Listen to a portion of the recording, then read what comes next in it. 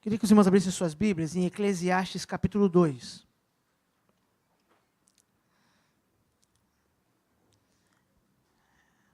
Nós vamos ler todo o capítulo, é uma leitura um tanto quanto extensa, mas eu quero a sua atenção para essa leitura, para que fique ainda mais claro as partes que nós vamos enfatizar nessa noite, de Eclesiastes capítulo 2.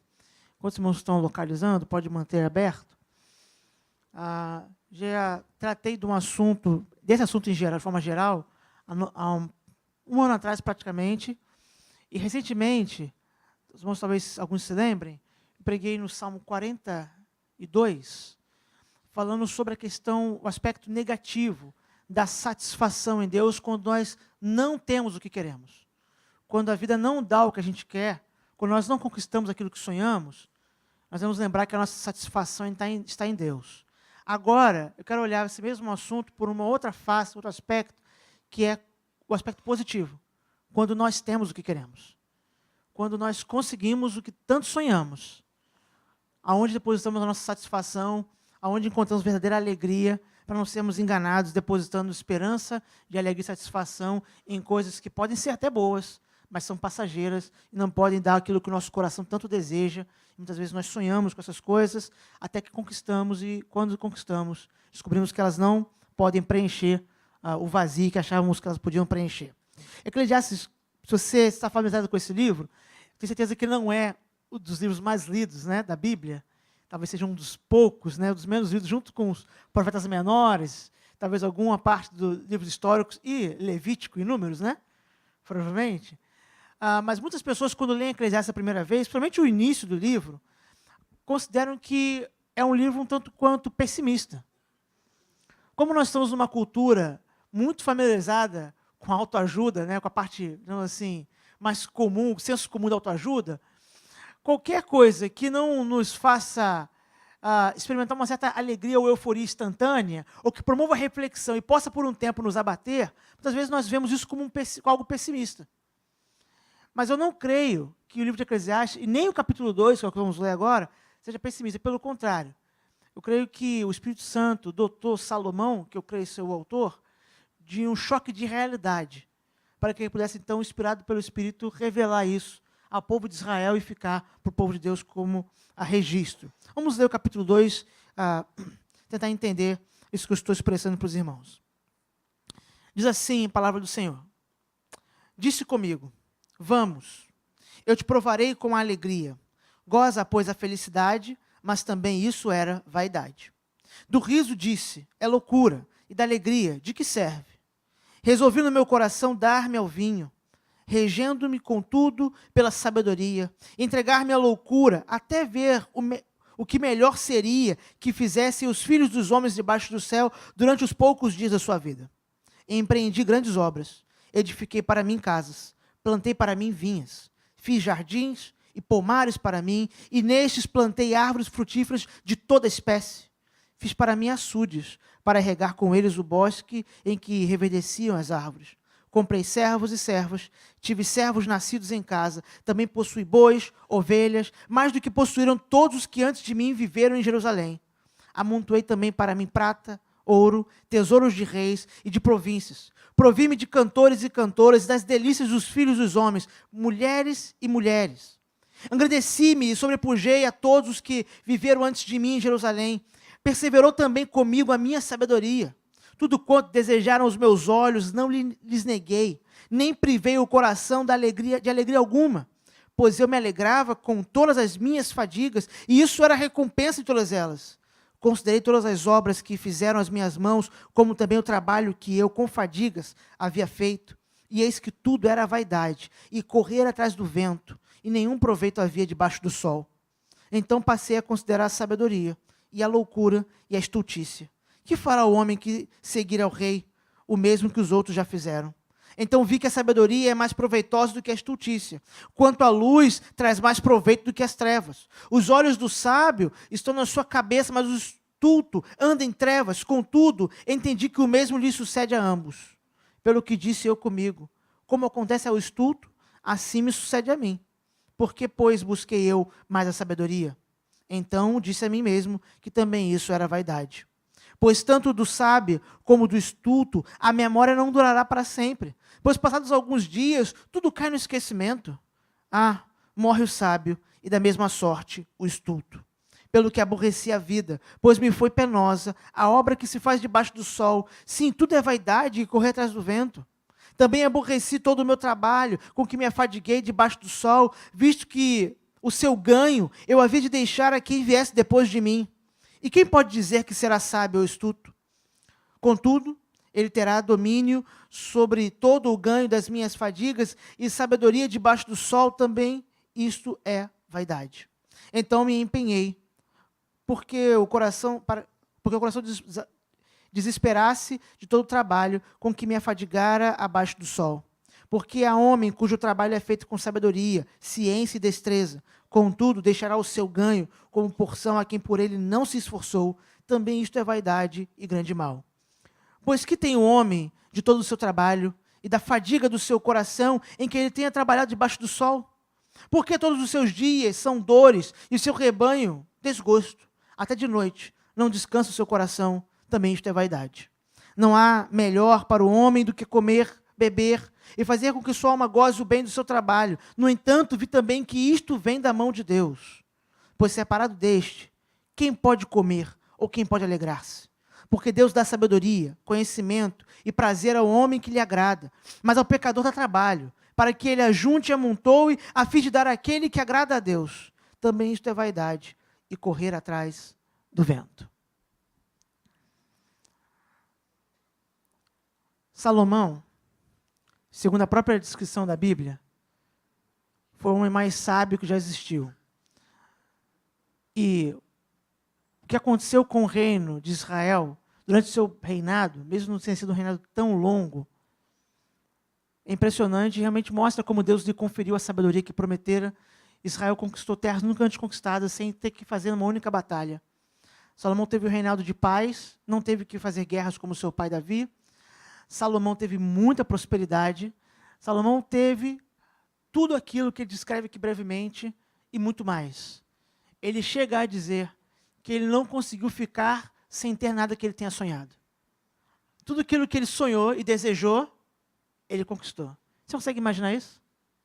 Você consegue imaginar você, pense agora em você, obter tudo o que você já sonhou na vida? Tudo. Tudo. Você, daqui a uns anos, está numa situação que tudo que você sempre quis, não só de bens materiais, tudo, seja exatamente como você sonhou e planejou, tudo. Mas já pensou chegar nesse ponto e olhar e descobrir que correu atrás do vento? Essa é a grande reflexão que o livro de Eclesiastes, especialmente esse capítulo, nos propõe. Se, por um lado, a falta das coisas que nós desejamos pode nos levar a nos abatermos, a nossa alma ficar perturbada, porque nós depositamos confiança em coisas que nós gostaríamos de ter e não temos, depositamos confiança em coisas que não se confirmaram, da mesma maneira, é igualmente perigoso depositar confiança em qualquer outra coisa, que não seja o Senhor, mesmo que você as tenha, porque ao consegui-las, vamos chegar à conclusão que Salomão chegou.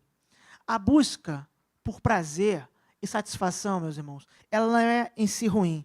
É algo inerente ao homem. Nós, eu e você, fomos criados para buscar algum tipo de satisfação, prazer e alegria. Fomos criados para isso. Está impresso em nós como um registro do Criador sobre nós. Esse não é o problema, isso não é necessariamente ruim. A grande dificuldade, o grande problema é que hoje, mais do que em outras épocas, nós vivemos uma busca desenfreada pela satisfação desses desejos. Perceba, sempre existiu, porque faz parte do DNA humano, sempre existiu pessoas que buscaram encontrar alegria em tudo, em todo lugar, em outras circunstâncias. Sempre existiu isso. Mas em épocas passadas, existia um certo tipo de interesse pela abnegação, por sacrificar certos desejos e interesses, mesmo com motivações inadequadas. Mas isso parece que desapareceu. Mencionei hoje pela manhã, talvez um dos elementos que foi usado para fazer isso desaparecer na cultura ocidental, entre outras coisas, obviamente não é só isso, é porque no final do século XIX, início do século XX, um dos homens mais influentes no século que viria, século XX, chamado Freud, entre outras coisas, defendeu a ideia de que o problema da raça humana, o problema dos seres humanos, é porque eles estavam privando-se dos prazeres.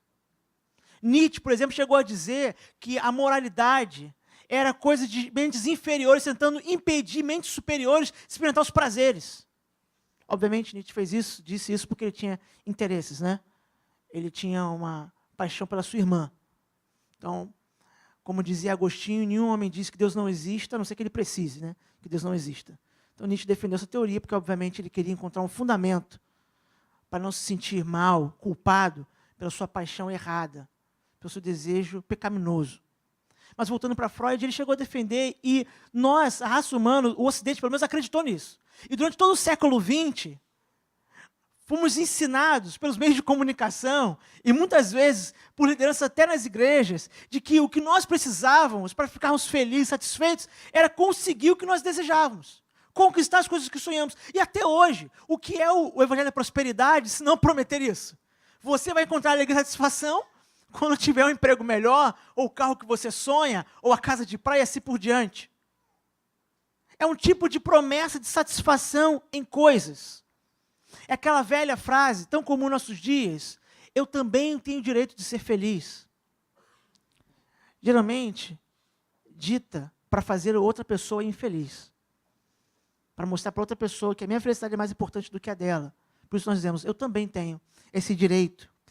Esse novo modelo do hedonismo grego, que era essa mentalidade de busca de prazeres e satisfações, está muito em moda nos nossos dias, mesmo que ninguém saiba o nome dele. O problema é que, ao olharmos para trás, para o século XX, eu sou de lá ainda, né? Eu sou do século passado, será que essas propostas produziram o fruto adequado? Houve uma grande explosão de satisfação? Quando você olha para as pessoas à sua volta, pessoas com quem você convive no trabalho, na sua família, na igreja, ou você mesmo, nós estamos satisfeitos, de forma geral? As pessoas estão alegres, estão felizes? Ou seja, essa busca que elas empreenderam em fazer, acreditaram que ia ser isso que ia resolver todos os problemas, e muitas pessoas fazem, dá a elas o que elas querem. Quando você caminha com essas pessoas, você conversa com elas, elas estão satisfeitas? O coração delas está feliz de verdade? Acho que a observação mostra que essa proposta falhou.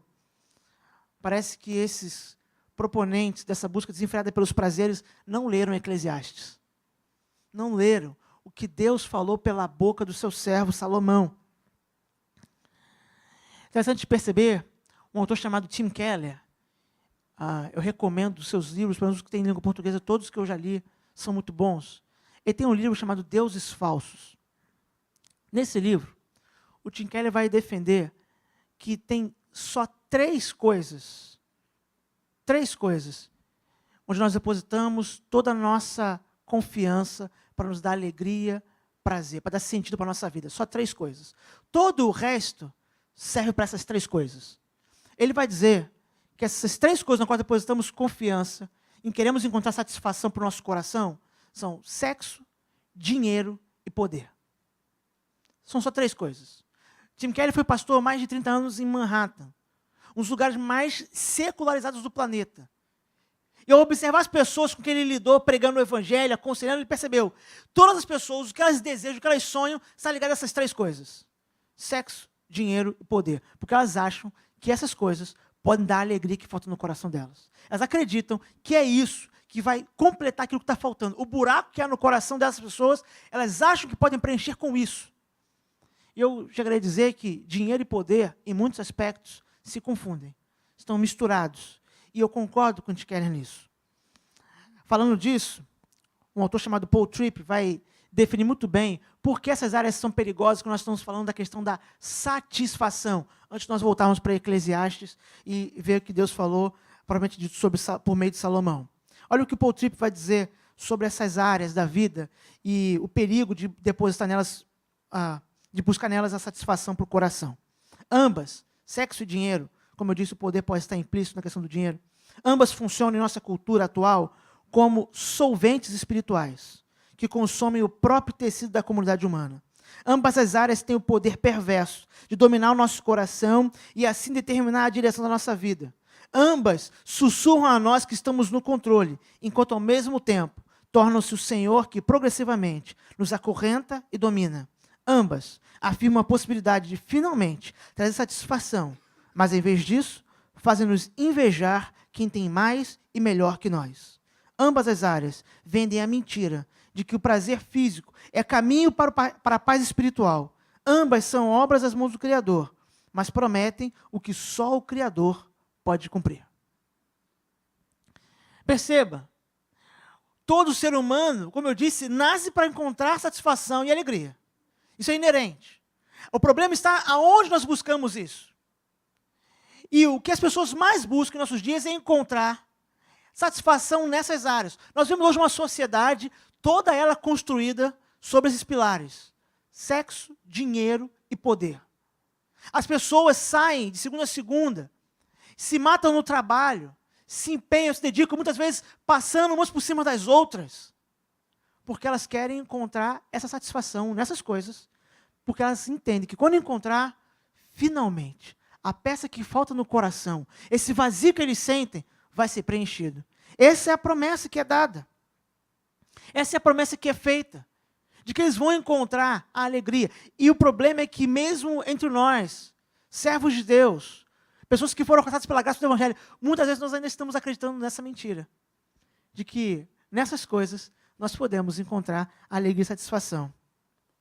O apóstolo Pedro, ele faz um alerta, falando para os irmãos do primeiro século, na sua primeira carta, capítulo 12, versículo 11. Os irmãos podem ler? Amados,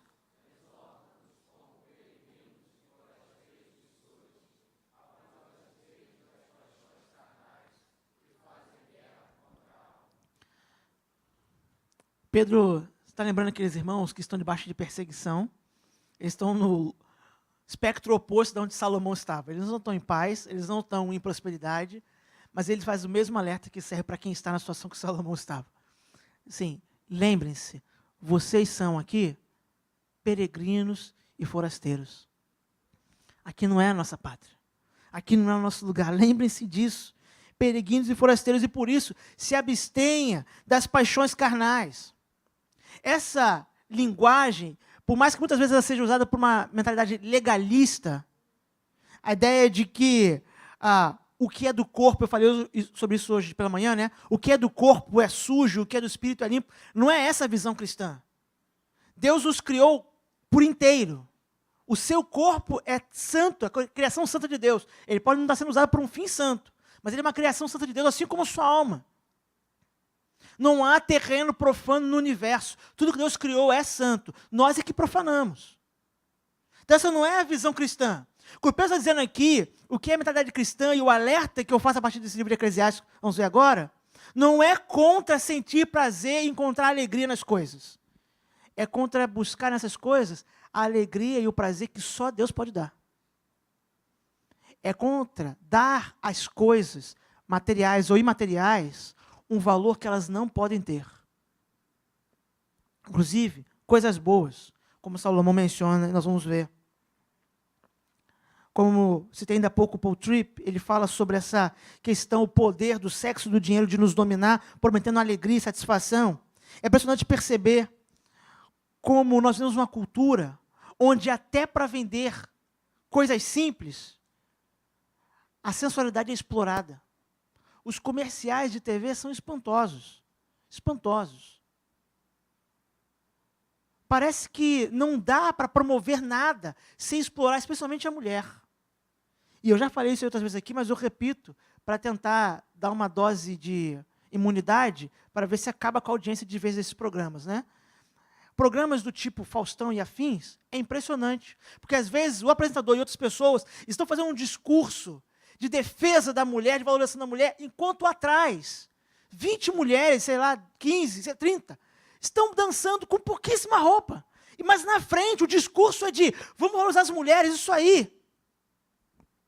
Porque não se dão conta da contradição, porque está impregnado na cultura. Está impregnado. O peixe não sabe que está no aquário, na água. Para ele aquilo tudo que existe. A cultura é como a água de um aquário. Você não sabe, você está nela, está inserido, está respirando, está vivendo. Você não percebe. É muito difícil. E essa cultura promete isso. Por isso que os casamentos duram cada vez menos. Porque nós acreditamos nessa falsa ideia de que algo que está fora do casamento vai trazer uma alegria que o casamento não traz. Porque nós esquecemos que essas coisas não podem dar a alegria que só o Criador pode dar. Por isso nós caímos nessa armadilha. Por isso que hoje pela manhã nós lemos sobre as obras da carne, meditamos sobre a luta que nós temos. Da mesma forma o dinheiro. O dinheiro não é nada ruim em si. Eu botar a mão aqui na minha carteira, esqueci que ela não está aqui, né? Nem necessito de dinheiro para mostrar. Mas, se você olhar para uma cédula, e obviamente a cédula representa um valor, né? Ela é um símbolo de um valor que está por trás dela, ela é uma coisa. E as coisas em si não são boas ou ruins. O problema é que, apesar do dinheiro ser neutro, o uso dele nunca é neutro. A manipulação dele, a maneira que ele deve servir, nunca é neutra. E por isso é perigoso, porque muitas vezes nós achamos que estamos conquistando as coisas, e estamos dominando as riquezas e o dinheiro, mas na verdade eles estão nos dominando. Por isso Jesus, em Mateus 6, verso 24, uma passagem famosa e todo mundo conhece, faz um alerta que mesmo sendo conhecido nós precisamos relembrar. Ninguém pode servir a dois senhores, porque ou há de aborrecer-se de um e amar ao outro, ou se devotará a um e desprezará o outro. Não podeis servir a Deus e às riquezas. Em outras versões, diz a Deus e a Mamon. Eu não acho que Jesus escolheu o exemplo das riquezas por um acaso. Primeiro, porque eu não acho que nada nas Escrituras é ao acaso. E segundo, porque Jesus sabe. Ele nos conhece. Sabe o quanto nosso coração é tentado a ser materialista. Por isso, nós vemos uma sociedade de consumo tão exacerbada. Consumo desenfreado. Nós compramos as coisas não pela utilidade delas, mas compramos as coisas porque queremos tê-las. A nossa cultura, nessa relação de dinheiro e poder, que mistura status, ela é tão estranha, que muitas vezes as pessoas se alegram mais que o outro não tem o que ele tem do que o que ele tem. Nós podemos não dizer que isso é verdade, mas é verdade. Às vezes nós nos alegramos mais com o fato de que temos um celular que quase ninguém tem, do que com o fato de que nós temos o celular em si. No fundo, é isso que está no nosso coração. No fundo, nós encontramos algum tipo de prazer e satisfação em ter o carro que todo mundo gostaria de ter.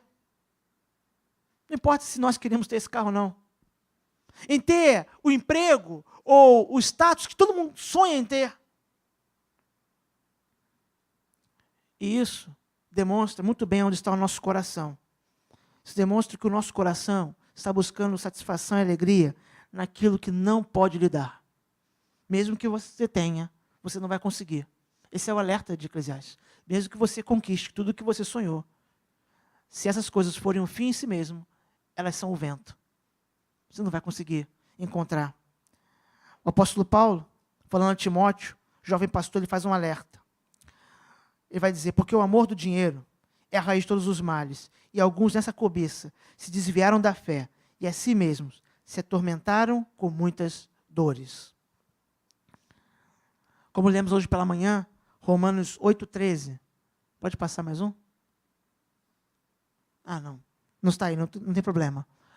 Nós vemos pela manhã, onde o apóstolo Paulo alerta que nós temos que mortificar a nossa carne, porque ele vai dizer, se vê de segundo a carne, caminhais para a morte, mas se pelo Espírito mortificardes os feitos do corpo, certamente vivereis. O alerta feito lá no capítulo 8 de Romanos, vem logo depois no capítulo 7, o apóstolo Paulo fala algo muito parecido do que as obras da carne e fruto do Espírito. É um alerta contra buscar nos desejos e nos prazeres satisfação, ao invés de buscar no Criador. E aí então, eu te chamo a voltar para o livro de Eclesiastes, agora mais propriamente dito, para nós podermos realinhar a nossa prioridade. É isso que nós precisamos fazer, realinhar a nossa prioridade. Como eu disse para alguns, o tom de Salomão pode parecer pessimista, mas ele é um choque de realidade. Olha para o capítulo 2 que lemos, os versos 10 e 11 que vão aparecer, olha para a sua Bíblia, ou olha aqui na tela, como mesmo diante de trabalho, dinheiro, família, mulheres, Salomão chega à conclusão de que o valor dessas coisas não pode ser um fim em si mesmo. Tudo quanto desejaram os meus olhos, não lhes neguei. Nem privei o coração de alegria alguma, pois eu me alegrava com todas as minhas fadigas, e isso era a recompensa de todas elas. Considerei todas as obras que fizeram as minhas mãos, como também o trabalho que eu com fadigas havia feito. E eis que tudo era vaidade. E corri atrás do vento, e nenhum proveito havia debaixo do sol. Salomão olha para tudo que ele tem, tudo que ele conquistou na vida, inclusive coisa que ele conquistou com muito esforço. Um reino estável, prosperidade sem medida. Ele chega a dizer, nunca em Jerusalém uma pessoa teve tantos bens como ele. Ele vai dizer, nunca. Nunca ninguém chegou nesse patamar. Se pudermos comparar, seria como se Salomão fosse escolhido entre os homens mais poderosos e mais, com a melhor fortuna do planeta. Essa é mais ou menos a comparação. Quer dizer, quando eu olho as pessoas à minha volta, ninguém nunca chegou nesse patamar. Jerusalém é uma cidade importante, muito antes dos judeus estarem lá por causa dos jebuseus. Quer dizer, nenhum rei, ninguém nunca custou o que eu conquistei. E quando eu olho para isso, chego à conclusão, não tem tanto valor quanto eu pensei. Não vale tanto quanto parecia, enquanto eu estava trabalhando para isso. Enquanto eu estava correndo atrás, enquanto eu estava buscando, parecia que isso ia trazer toda a alegria que eu sempre sonhei. Mas quando eu conquistei, vi que não era isso. Mesmo considerando a sabedoria que recebeu, mesmo considerando tudo que Deus fez, ele percebe que o resultado das coisas em si, não é o que ele sonhou. Ele começa a perceber que tem que haver um sentido por trás, tem que haver um significado atrás dessas coisas, porque essas coisas não podem ser o fim. Não pode ser que uma pessoa corra toda a sua vida, para no final da sua vida, simplesmente ajuntar coisas. Ele vai dizer, porque eu vou ajuntar para quem? Ele está falando do seu herdeiro, né? Ele fala assim, eu nem sei se meu herdeiro será um sábio ou um tolo. Ele diz isso. Nem sei se quem vai herdar as coisas que eu ajuntei vai ser um sábio ou um tolo. Um sábio fazer bom uso delas ou um tolo para desperdiçar a própria vida com esses recursos que eu estou juntando. Eu nem sei. Então, ele falou assim, a vida não pode ser isso. Essa é a conclusão que ele chega. A vida não pode ser isso. A vida não pode se resumir a trabalhar, estudar, viver em família, juntar coisas, ter derrotas, ter vitórias e acumular. Não pode ser isso. Porque se for isso, eu cheguei ao final e não aproveito nenhum. Essas coisas não me trouxeram o que eu queria. Não preencheram meu coração. Mesmo coisas que são boas. Ele chega a citar a família. Mesmo essas coisas não podem trazer satisfação plena. Olha para o versículo 24 e para o 26. Nada há melhor para o homem do que comer, beber, fazer com que sua alma goze do bem do seu trabalho. No entanto, vi também que isto vem da mão de Deus, pois separado deste, quem pode comer ou quem pode alegrar-se? Pois também dá sabedoria e conhecimento, e prazer ao homem que lhe agrada, mas ao pecador dá trabalho, para que ajunte e amontoe, a fim de dar àquele que agrada a Deus, também isto é vaidade, e correr atrás do vento. Ele começa, então, no final do capítulo, antes dele ir para o capítulo seguinte, onde ele vai falar sobre o tempo para todas as coisas, né? Que é o capítulo 3, há tempo para tudo debaixo do céu. Antes de chegar nisso, ele vai te dizer, mas essas coisas, elas têm um sentido com Deus. Porque ele vai dizer, porque a parte dele, elas não têm sentido. A parte de Deus, elas não têm sentido, não têm significado. Mas com Deus parece que tem. Essa é a conclusão que está chegando. As coisas em si, a família, o dinheiro, o trabalho, elas são um meio para apontar para o Criador. A criação é um meio para apontar para o Criador. Os bens, os recursos, os dons, os talentos, a saúde, tudo mais, é um meio para apontar para o Criador. Para nos lembrar que há algo maior, que dá sentido a isso e a tudo mais. Por isso, nós temos que ser despertados desse perigo, dessa sedução perigosa que nos cerca, de atribuir às coisas um valor que elas não têm, o valor que só o Criador, só Deus tem. Só Deus é o fim último de todas as coisas. Pense sobre isso. Quando você olha para a sua própria vida, eu falei ainda há pouco no começo, eu estou colocando na posição de Salomão. Imagine daqui a alguns anos você ter tudo o que você sempre sonhou. O problema é que quando nós pensamos sobre isso, não é só você não. Eu só não pensei porque eu já sabia. Dificilmente nós pensamos em algo que nos aproxime de Deus. Colocamos Deus em primeiro lugar. Geralmente, quando a gente pensa isso, pensa em você ter a vida que você sempre sonhou, nós pensamos em coisas, lugares status, alguns pensam em descanso, ociosidade com dinheiro. Muitas vezes é feita uma espécie de brincadeira ou reflexão quando tem aqueles ameaças do fim do mundo. Não estão lembrados, né? Os maias já preveram o fim do mundo mais 40 vezes, como eu me lembro já. Só nos últimos 5 anos que os maias já erraram mais 5 vezes. Assim. Todo ano tem o fim do mundo do calendário maia. Não sei se os maias que escreveram o calendário errado, ou se a gente que não sabe ler o calendário dos maias, né? Mas sempre que aparece isso no noticiário, algum programa, alguém faz uma reflexão do tipo, o que você faria se hoje fosse o último dia na Terra? Perceba a resposta das pessoas. A maioria está ligado a algum prazer que ela sonegou a si próprio, porque ela tem medo da repreensão, mas agora, já que é o último dia, ela vai usufruir, a gastar dinheiro, porque ela pensa, já que eu não vou ter que pagar a conta, vou gastar. É sempre isso. Porque, no fundo, as pessoas desejam que esse seja o fim de todas as coisas, seja o objetivo da vida. Mas eu te pergunto, e para nós? Se não os maias, mas se literalmente fosse o último dia hoje, o que faríamos hoje? Como usaríamos as 24 horas de vida nossa? A resposta vai ser semelhante ou igual àquilo de que eu falei há pouco. Se você tivesse tudo que você sempre sonhou, o que você teria? Que vida você usufruiria? Geralmente são as mesmas coisas, os mesmos prazeres, as mesmas alegrias que nós estamos buscando. Seja para o projeto do sonho de vida, ou seja para experimentar no último dia de vida, já que não tem mais possibilidade. E se a resposta não é Deus, ou não está apontando para Deus, a resposta está errada.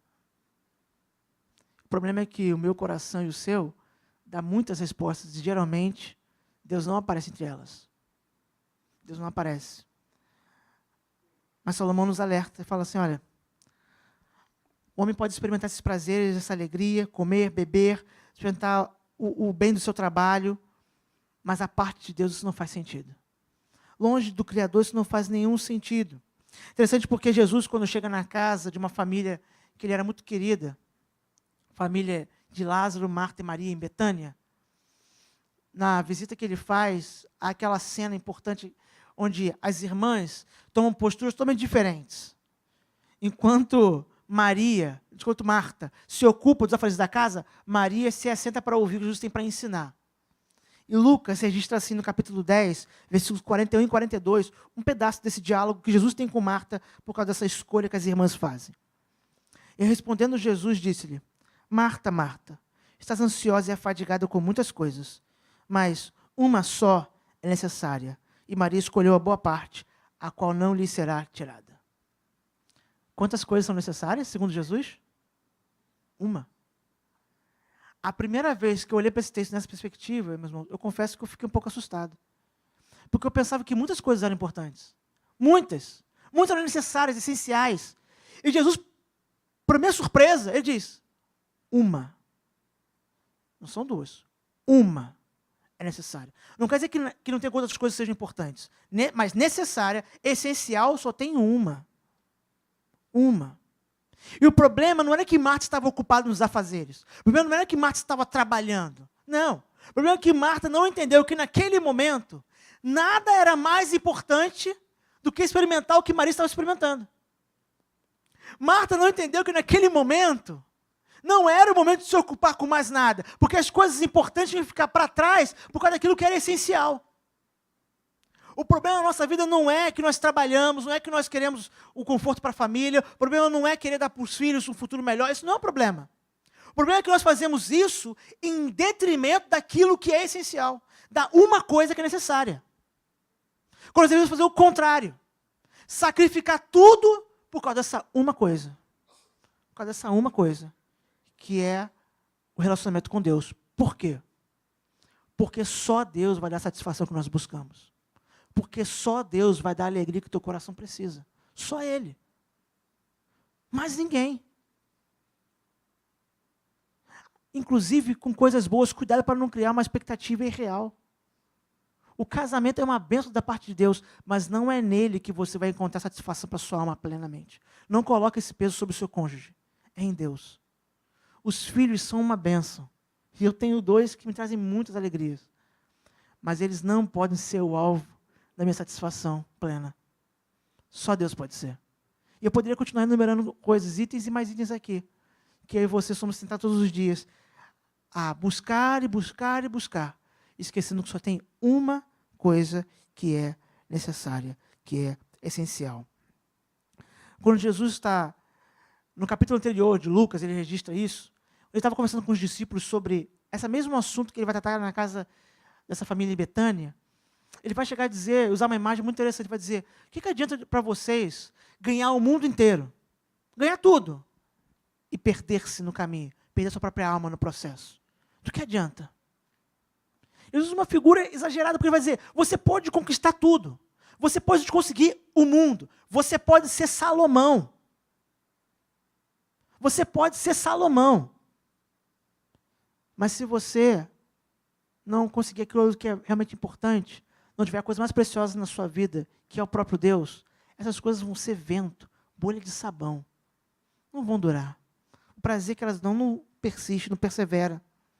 Nós temos que ter muito cuidado para não correr atrás de coisas e no final descobrir que não era aquilo que nós realmente precisávamos. Mateus 13:44, Jesus vai falar sobre essa escala de valores. Vai falar sobre essa relação de valores. E olha o que ele diz.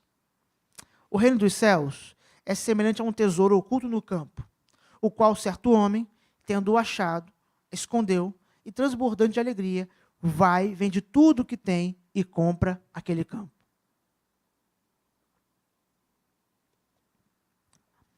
Jesus está dizendo que o que Deus tem para nós, o tipo de satisfação e alegria que o reino de Deus e o relacionamento com Deus proporciona, é mais precioso e valioso do que qualquer outra coisa que nós podemos conquistar na vida inteira. Por isso ele usa essa imagem, ele vai dizer, um homem vende tudo o que tem por causa de um único campo, porque ele descobriu que lá tem um tesouro que ele sempre sonhou conquistar. Deus é esse tesouro. O evangelho que proporciona relacionamento com Deus é esse tesouro. Por isso que todas as outras coisas, por mais importantes que sejam, elas perdem um pouco do seu valor nessa escala. Porque nós somos lembrados daquilo que realmente tem valor. Nós encontramos o tesouro no campo. Nós já encontramos.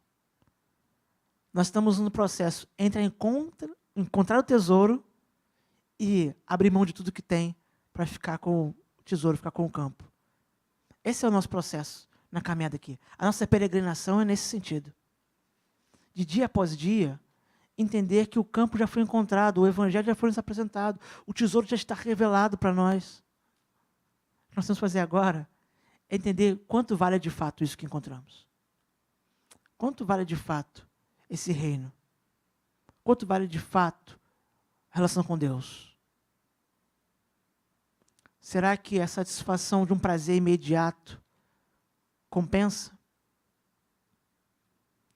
Nós lemos ainda há pouco na liturgia do culto uma passagem importantíssima do livro de Hebreus, capítulo 12, onde há uma menção a Esaú. Esaú é um personagem muito interessante, porque ele ilustra exatamente como nós somos. Não se engane, eu e você, nós somos Esaú. Somos Jacó também, nós somos Esaú. A história conhecida é Esaú é o filho mais velho, vai receber a herança, vai ser o chefe do clã quando seu pai Isaac falecer. Ele chega um dia do campo, depois de caçar, cansado. E Jacó já tinha tramado um plano para isso. Oferece a Esaú um prato de comida em troca da primogenitura. É uma proposta absurda. É uma proposta absurda. É tentar comprar todo o futuro de uma pessoa em troca de um prato de comida só. E Esaú não era nenhuma pessoa necessitada, não estava em dificuldade, não estava faminto no sentido de estar passando fome com uma pessoa privada de alimento, não é isso. Esaú estava simplesmente com fome de um dia. A proposta era absurda. E Esaú aceita. Ele chega a dizer para Jacó, o que me adianta ser o filho mais velho, ter tudo isso pela frente, se eu vou morrer de fome agora? Porque é assim que o nosso coração descreve para nós o nosso estado diante de Deus. De que me adianta esperar essa alegria, essa satisfação plena nessas coisas do futuro, se agora eu estou morrendo de fome? Eu quero sentir alguma coisa agora. Se eu preciso me saciar agora. Porque nós somos como Esaú. Só que o livro de Hebreus chama Esaú de profano. Por que ele é profano? Porque ele trocou aquilo que Deus tinha lhe dado, porque a primogenitura era uma promessa naquela família, dada pelo próprio Deus, por prazeres passageiros e momentâneos. Ele voltou a ter fome. Aquele prato de lentilha não era mágico. Não ia satisfazê-lo para o resto da vida. Numa outra ilustração bíblica, antes de ir para a conclusão, Jesus encontra uma mulher samaritana, porque está numa região, território samaritano. A mulher está tirando água do poço. E Jesus diz para ela, na conversa, se você soubesse quem está falando com você, você pediria uma água que, ao beber, você nunca mais teria sede. Ou seja, você ficaria saciada. Aquela mulher fala, o senhor não tem balde para pegar essa água como? Onde é que está essa água? Porque aquela mulher é como nós. Cadê, materialmente, onde é que essa água fica? Me dá, tem um copo? Onde é que eu pego isso? E Jesus continua falando com ela até que dá um estalo, dá um clique. O Espírito Santo abre os olhos dela. Ela entende. Ela entende, depois de uma conversa caminhar um pouco, ela entende que não é de água daquele poço que ele está falando, nem de nenhum poço físico, e que o que ele está falando é verdade. Tanto que ela entende que ela volta na cidade e busca as pessoas vêm atrás dela. Pessoas confiam que há alguma coisa diferente que ela viu, que ela ouviu, que eles precisam ver e ouvir também. Jesus disse para aquela mulher, se você beber da água que eu dou, você nunca mais vai ter sede. Nós não podemos, ou não devemos, ser como Esaú, que troca aquilo que é permanente e duradouro pelo que é passageiro. Pelo contrário, como a mulher samaritana, temos que atender e entender essa chamada de Jesus. Olha, eu tenho uma água para você que vai saciar você. Você tem uma sede, como diz o salmista, como a corça aqui no deserto tem uma sede. Nós temos sede de Deus. Mesmo que nós não saibamos, é de Deus que essa sede é. Por isso que nada pode te satisfazer. Por isso que nenhum prazer pode te dar alegria verdadeira. Por isso que as coisas são experimentadas logo depois descartadas. Porque elas não podem dar aquilo que só o Criador dá. Mas essa é a boa notícia. Deus dá essa alegria, satisfação plenamente nele. Não nas coisas que ele faz, nele. Um grande autor, talvez um dos maiores autores cristãos do século XX, eu sou um grande fã dele, o C.S. Lewis. Há um livreto que é baseado numa palestra, palestra dele, um livreto chamado Peso de Glória. Eu nunca li um livro tão fino que fosse tão profundo como esse livro. Já li algumas vezes, porque ele é bem fino, dá para você ler numa tarde. Peso de Glória. Nesse livro, C.S. Lewis fala algo importante que impactou gerações. Inclusive, o John Piper foi impactado não só por esse livro, obviamente, mas por toda a vida de C.S. Lewis, mas por isso que C.S. Lewis explica também nesse livro. Ele faz uma ilustração. Ele vai dizer que o problema do homem, ele vai fazer uma ilustração para explicar isso, o problema do homem em relação aos desejos, à alegria, satisfação, não está em querer essas coisas. O problema do homem não está em desejar. Porque muitas vezes, não sei se você já passou por isso, as outras pessoas vendem uma imagem para nós, ou nós, às vezes, produzimos uma imagem, que ser cristão é abrir mão de um monte de prazeres para ver uma vida sem nenhuma alegria e satisfação. E isso faz a gente boas pessoas. Afinal, nós podemos estar experimentando esse monte de prazeres lá fora, estamos aqui abnegados. Isso é mentira. Ser cristão não é isso. Ser cristão é não querer um monte de prazeres falsos e pequenos, porque já encontrou o que realmente dá prazer e alegria. Nós não estamos trocando coisas valiosas e grandiosas por qualquer coisa. É o contrário, nós estamos trocando migalhas pelo banquete. E é isso que o Lewis vai dizer. Vai dizer, o problema do homem não é que ele deseja muito, o problema do homem é que ele se contenta com pouco. E aí a ilustração dele é a seguinte, é como um menino que está numa favela brincando na lama, e alguém chega e diz, no final de semana você quer ir na praia brincar de construir castelos de areia?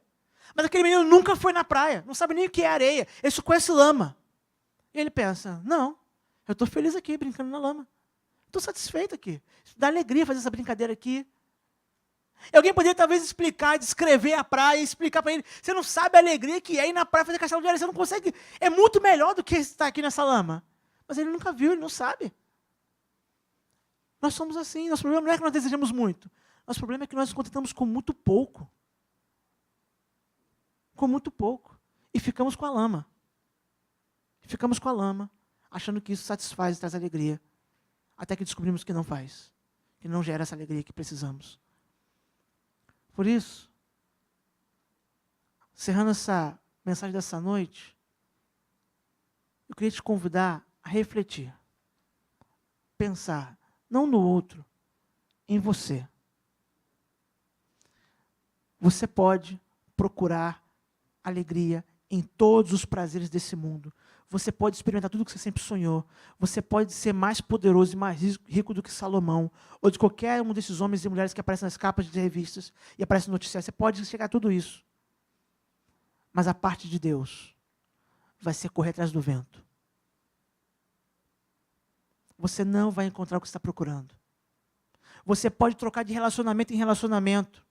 Trocar de namorado, trocar de esposo, trocar de marido, trocar de namorado. Você pode trocar de carro, trocar de casa. Você pode trocar de emprego. Você pode ganhar 50 vezes mais do que você ganha hoje. Você pode ter tudo isso. Não vai encontrar a alegria que só Deus pode dar. Não corra atrás do vento. Não corra atrás do vento. Corra para o Senhor.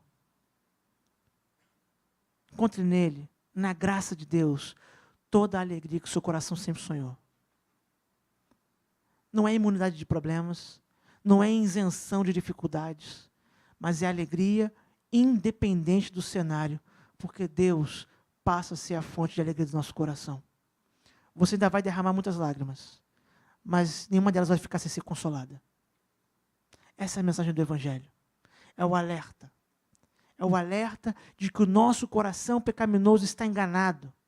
Ele está enganado em achar que esse mundo e as coisas que existem nele podem nos satisfazer. Elas não podem. Elas são meros pratos de lentilha. O que Deus propõe na relação com Ele, isso sim, é alegria duradoura para o coração. Eu queria orar com você. E por você. Feche seus olhos, vamos falar com Deus.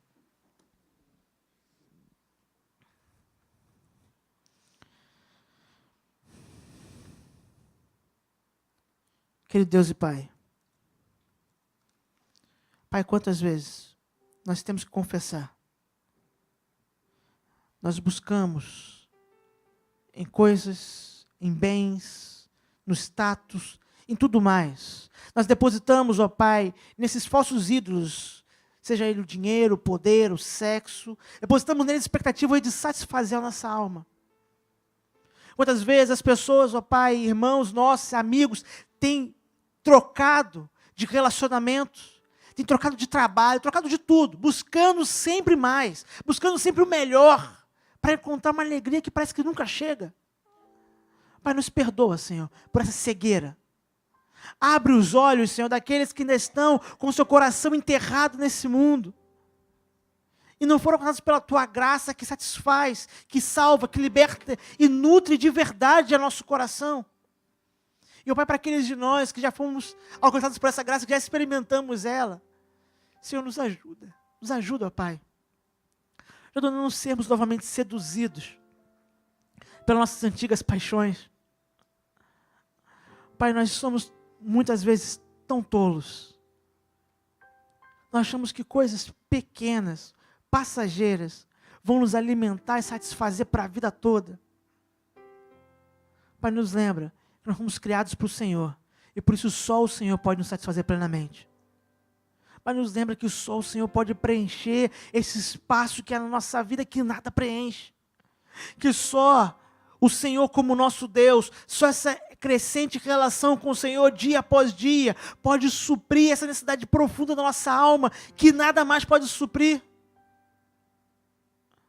Pai, quantos aqui têm carregado um sorriso no rosto, e aos olhos de todos, vivido uma vida feliz e próspera, mas no fundo do seu coração está vazio.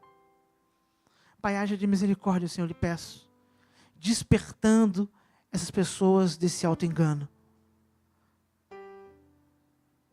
Pai, toda a nossa satisfação é o Senhor. o Senhor é o nosso bem mais precioso. Nada que nós temos tem valor fora do Senhor. É o Senhor que atribui valor para a família, é o Senhor que atribui valor para o nosso trabalho, é o Senhor que atribui valor para as amizades, para os relacionamentos, para tudo mais que experimentamos. Para que essas coisas sejam sempre um meio para nos lembrarmos que o Senhor é a verdadeira fonte de alegria e satisfação. Aquilo que o nosso coração sempre desejou, que nós muitas vezes não sabemos o que é o Senhor, ó Pai. Abre os olhos, Senhor, para aqueles que precisam ser despertados para essa realidade e que nós possamos permanecer firmes com essa convicção de que todas as outras coisas podem ter seu devido lugar. Algumas são muito importantes e valiosas, mas nenhuma delas é essencial como o Senhor. Tudo isso nós pedimos e agradecemos em nome de Jesus Cristo. Amém. Nas estrelas vejo a sua mão, e no vento eu ouço a sua voz. Deus domina sobre terra e mar. O que Ele é pra mim, eu sei o sentido do Natal, pois na história tem o seu lugar.